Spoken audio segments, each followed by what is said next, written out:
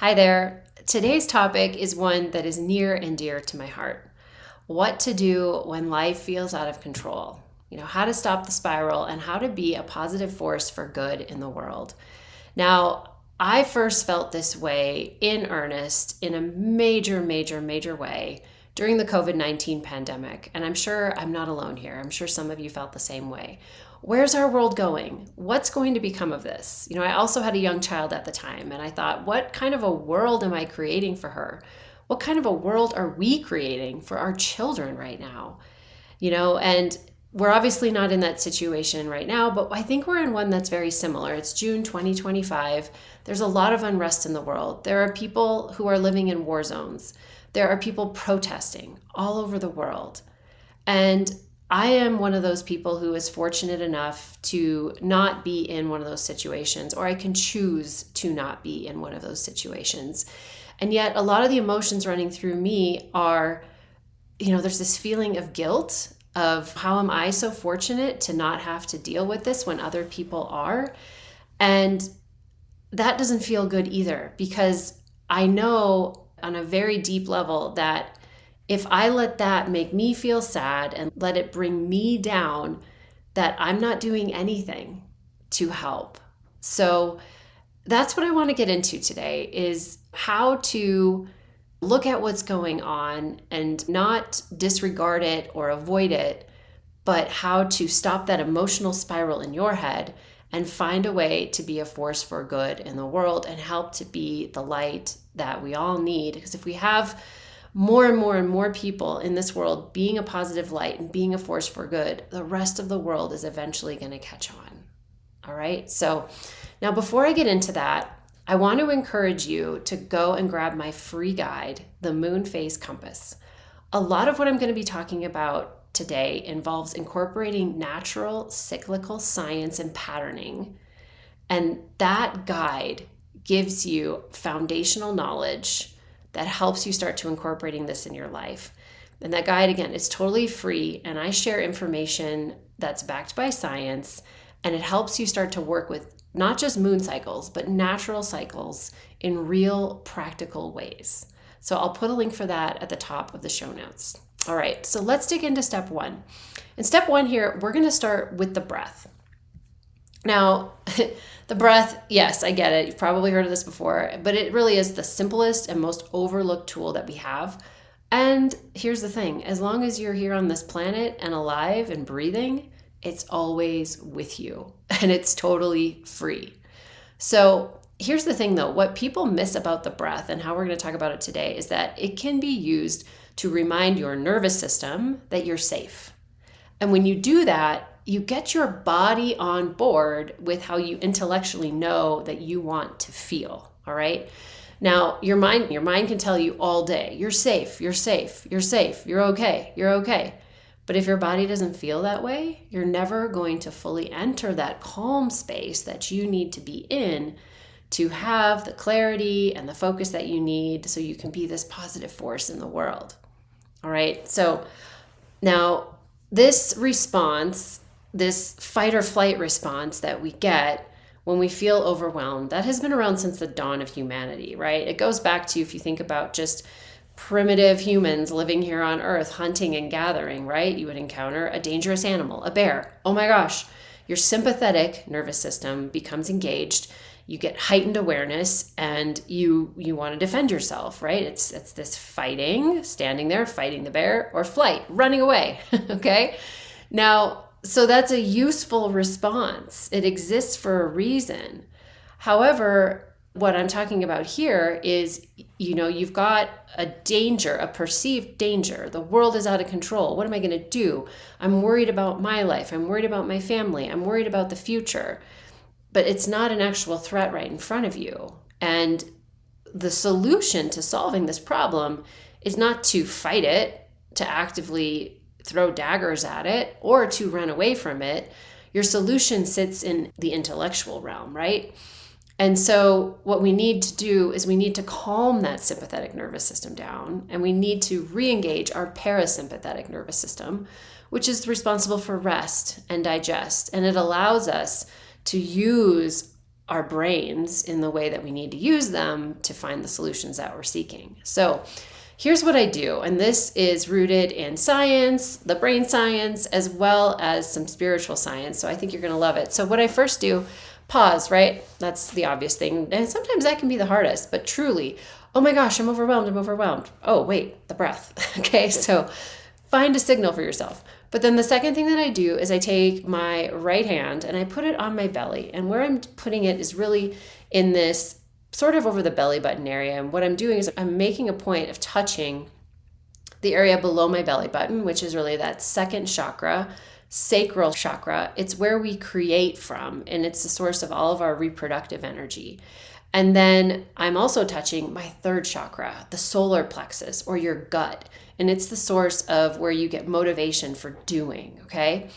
And then I take my left hand and I put it over my heart, my fourth chakra, which is the source of love and nurturing and its softness and compassion. And now these hand placements, the right hand and the left hand, are not abstract. Our right side of the body and our right hand is masculine, and it represents that doing, creating, getting out there, being, making things happen, right? So I'm putting the right hand over that area of our energetic body, the second and third chakras.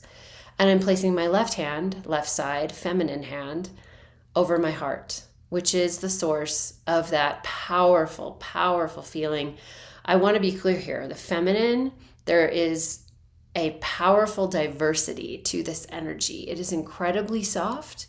It can be incredibly nurturing and cozy. And it is also fiercely compassionate and fiercely protective. And so when you think about how you want to show up in this world, whether it's out there doing things, making things happen, or it's providing that safe space for your kids, for others in your community, a safe haven, making them truly feel safe. That's the feminine, okay? And so we've got our hands in those two places. And then what we're going to do is close our eyes and we're going to breathe in for, say, 3 or 4 counts through the nose.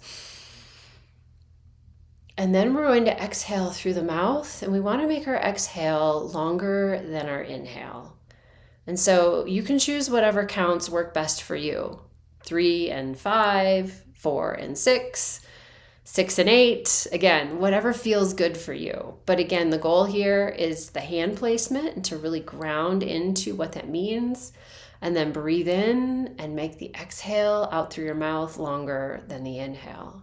You do this 2 or 3 times, and it's scientifically proven to re-engage that parasympathetic nervous system. And again, to get your body back on board with where your mind wants to go amid all this chaos, right? We want to be a force for good. We've got to calm our bodies down, and we've got to align our bodies and our minds. Okay, and remember, the breath is always there. It's always available for you.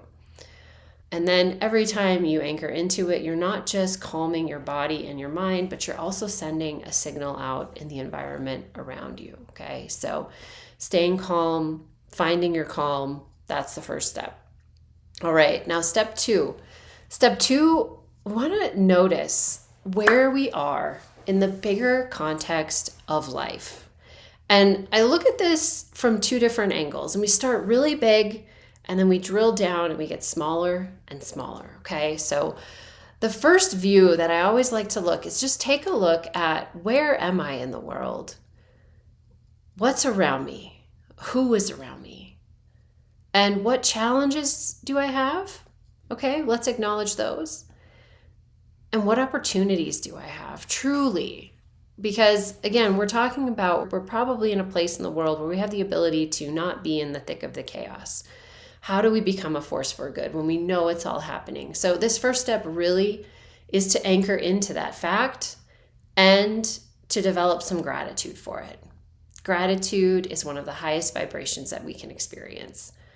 And so we start there, we remind ourselves of where we're at, and that we have a lot of opportunity. Sure, we have daily challenges. I don't want to negate those, but we have so much opportunity. And then the second thing that I like to do is to anchor in. We go a little bit lower there, is what season of life are we in?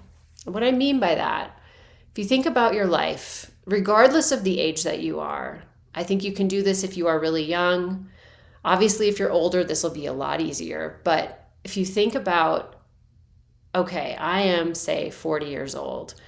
I am a young mom. I have young children. I'm building my career. You think about the phases of life that you've gone through. I have gone through being a young adult. I've gone through that phase in my life where I didn't have any real major responsibilities. I've gone through that phase of building my life and creating the foundations in my life. And then honestly, that came with some responsibilities. Maybe you're retired and you're looking back on your life and you're able to see all that you have accomplished and see and appreciate right where you are at in life now, right? If you're retired, you're not raising your children, okay? If you're an empty nester, your kids are grown. You probably don't have grandchildren yet, right? And so get a sense for that. As again, these are all different stages of life. And every time I feel disoriented and like life is out of control, I like to reset to this context. I get clear at where I'm at in the world and what possibilities exist for me, but also this stage of life that I am in. Now, I do this because our linear and production-driven world makes us feel like we have to keep moving forward all the time. Like we have to produce. And if we don't have something to show for our lives each and every day, there's something wrong with us, okay? But that's the man-made world. It's based on economic principles and a production mindset. And while it's a big part of the world that we live in, it's also man-made. It's not nature-made. And it's really not the whole picture. I mean, think about it logically, like take a huge step away from the world. The world that we live in, this production-based, economic-based, linear-based world that we live in, the world of wars, man created that. Man could have created something totally different. It really could have. You'd have to go back a really long time. But it could be different. But then look at nature. How much work would it take to change nature? You look at the damage that man has done to nature in a lot of places. And the one truth that is always coming back over and over and over again is that nature heals. So nature is here. Nature is ever present. And as human beings, we often forget that we are a part of nature. And nature is not linear. Nature works in cycles. Sure, we progress, but we were designed and the universe supports us through progressive cycles. Now, this isn't woo and isn't magic. It's actually physics. When you look at the astrology of our planets and how they progress in progressive cycles, and how those energies that manifest down here on Earth as above, so below, when we realize this and align ourselves to it, and we phase lock our lives to it, we create resonance. All right. Now, the last step that I take here in getting a grasp on where I'm at in my life is around this astrology. I look at my astrology. I look at where the planets are at in the sky and what they are doing relative to my birth chart. Now, the planets in the sky continue to progress after you're born, but that moment you're born, there's literally a snapshot moment. It's like a picture of the planets in the sky, and that's your birth chart. And as you progress through life and those planets keep moving, the angles that they make with that original snapshot of your life creates tensions. It creates ease in some case. It creates opportunity. And it really is a map to what you are experiencing on Earth throughout your life. Now, again, I do this. I work with my clients in one-on-one containers with this, and this is also work that I do in some of my small masterminds. And so if you're interested in knowing a little bit more about that, sign up for that free guide to make sure that you're on my newsletter, and you'll be informed of updates as those programs become available. All right.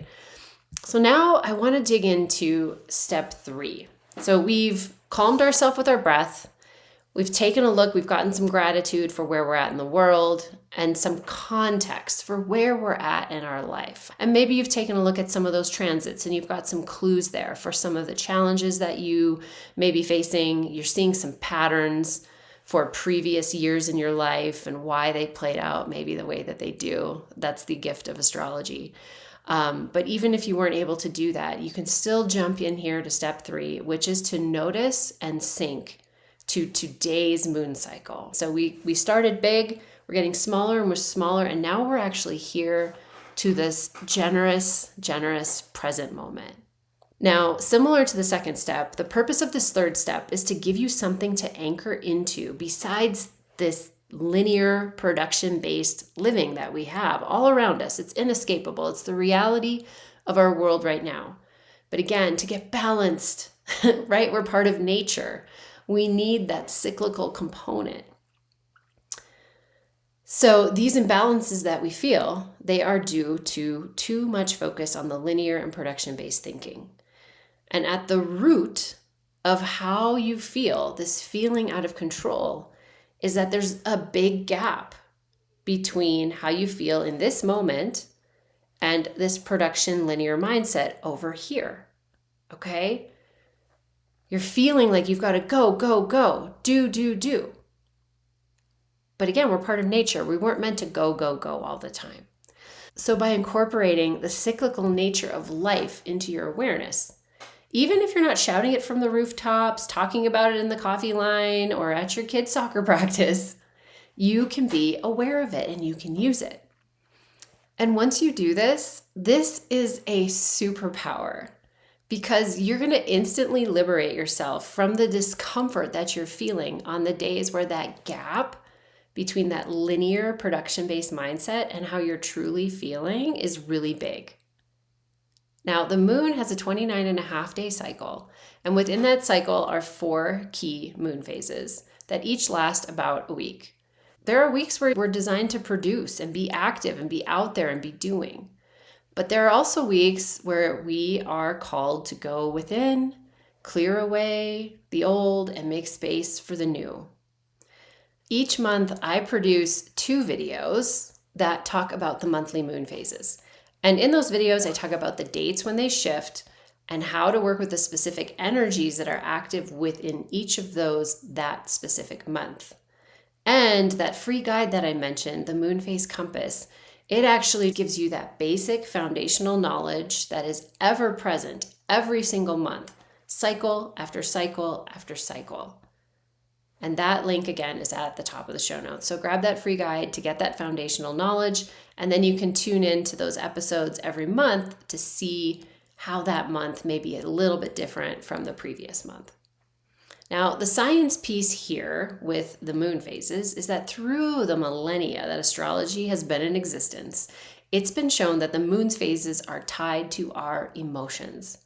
And so that's also why I bring up the moon phases here in step 3. Because at the root of this problem, we are seeking a solution to the feeling of life being out of control. It's a feeling, it's an emotion. And the moon then is the source of your answer. She's right up there in the sky, and she's talking to you all the time. She's just wondering, when will you listen?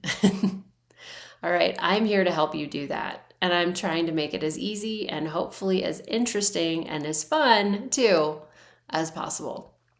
Okay, I really hope this episode today was helpful. And if you have any questions or comments, I would so love to hear from you. Does it resonate? What are you experiencing in your life? Drop those below.